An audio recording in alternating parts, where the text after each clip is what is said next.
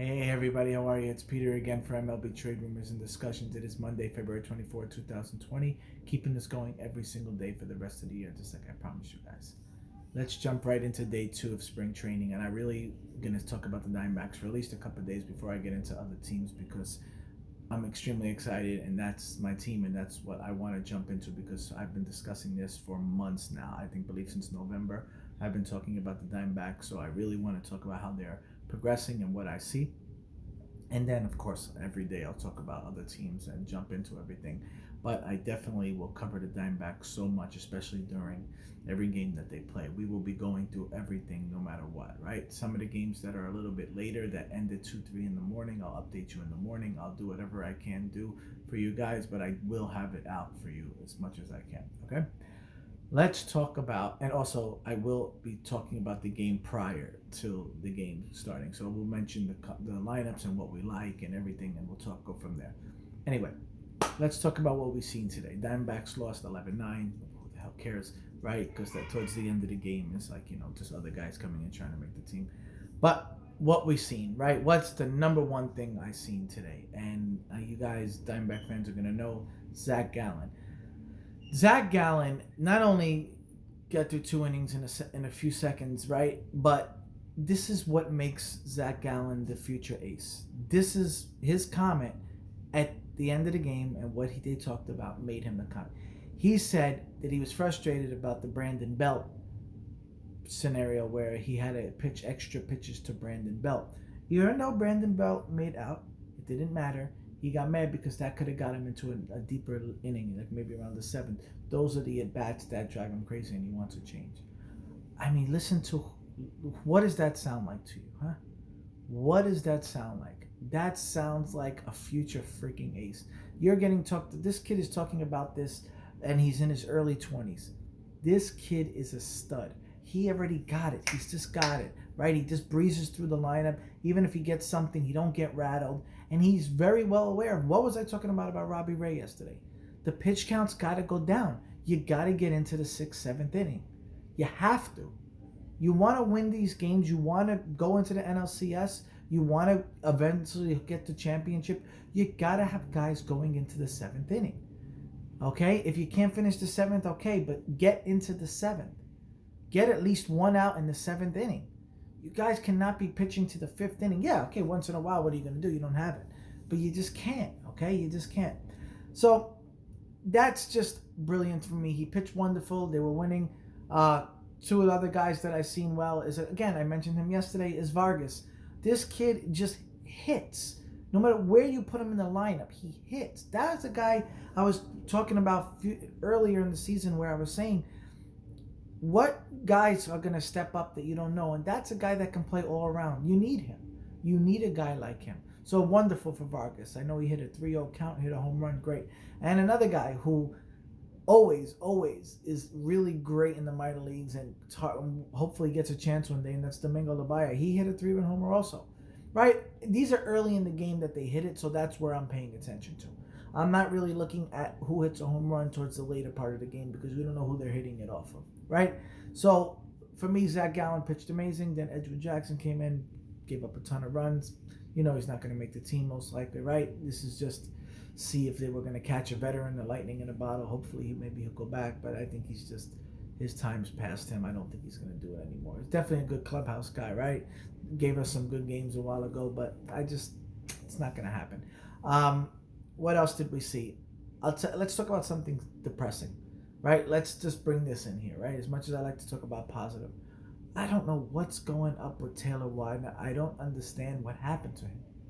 The poor guy just lost it, which is why you guys have to understand, like, you can't, these numbers in the minors don't mean much, right? Because they can have a wonderful year and all of a sudden you just drop.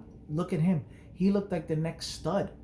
Right, he looked like a number 2 pitcher who was going to dominate, and now the ball fly. He's getting shelled.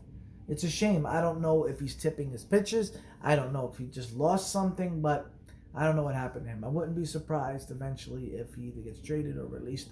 If that keeps going on, yeah, it's not gonna work. Right, it's a shame. Let's talk about one more thing, right? Starling Marte got a hit, which is what I'm looking for. I'm looking to see how Marte adjusts with the Diamondbacks. I'm looking how to see how he does. Maybe a little bit early in the beginning to see how he does, but that's a big thing. And another thing I'm looking for is Eduardo Escobar. I'm looking to see how he is, because he was amazing last year, and we won't go to the NLCS at all if this guy doesn't play well. I'm hoping he's okay. I'm hoping that thing in Venezuela, whatever happened, was just a freak thing, or he got a virus or something, but hopefully he does well. I mean, the guy is a phenomenal ball player, right? But besides that, I didn't see much else that was going to be crazy, because the guys who gave up runs were guys who, like Mantipai and all that stuff, that are not going to make the team. I know Ellis hit a 3-run homer at the end, and Yosmani Tomas, who I really like the guy, but it just seems like when he comes up, like it just never worked out for him. He had some good games, he really did. He shows flashes of like brilliance sometimes, and then he's just like 0 for 4 with 4 strikeouts, and then he's not even close to pitches. I don't know. I can easily see him one day going to the American League and doing something. If I'm the Diamondbacks, if you're not going to play him, if you're not, eat his contract and maybe get somebody for him, right? Like, let him go, because if you're not going to even give him a shot, it's his last year here anyway, so you might as well just get rid of him and maybe get something for him, because the guy could be a wonderful DH. That's if you're not going to play him, but where would you play him, right? And another guy, Kevin Cron, I don't know what I feel about this guy. I don't know how. I just, there's a lot of O's, a lot of zeros in there. That bothers me. That's a big thing. But anyway, Zac Gallen was the number one thing we were looking for today, and Chafin also pitched well, which is great. But Zac Gallen is the future, and I'm very happy to see him. And I was more impressed with his comment.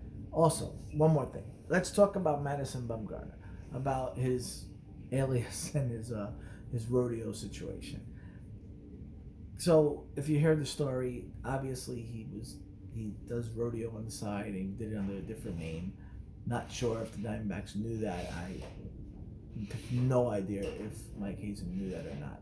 However, that man is free to do whatever the hell he wants on the side, right? If he wants to go jogging, if he wants to go wrestling, right, that's up to him. If he gets hurt, I don't know what's in his contract. I sure hope not. But I don't think you can say, hey, Madison, don't do these things, right? This is just who he is. He's a tough guy. He likes to go out. He likes to go do things. He's an outdoor guy. What can you do? Yeah, he has some kind of responsibility for the team, right? He has to make sure he stays healthy, like the dirt bike incident that happened. It messed up the Giants, right? It messed him up. I'm sure hope not it happens to him. And I'm sure Hazen and them will be talking about this behind closed doors, right? Like, you want to go do that, you do that after. You got to be responsible. But again, it's what he wants to do. You're not going to come in here and tell this guy, you can't do this and you can't do that. He's a grown-ass man. He can do whatever he wants. Am I worried about it? Yeah, but anything can happen. Look at Mike Leake. He got hurt chasing his dog, I believe. Shit happens, right? But yes, I really don't want to see Madison Bumgarner getting hurt. That's a big thing for me. The guy needs to stay healthy, because he's going to be our anchor. But again, Zac Gallen, that's what I really want to talk about. I love it. I love his comments. Let me know what you guys think about Zac. Talk to you tomorrow. Bye.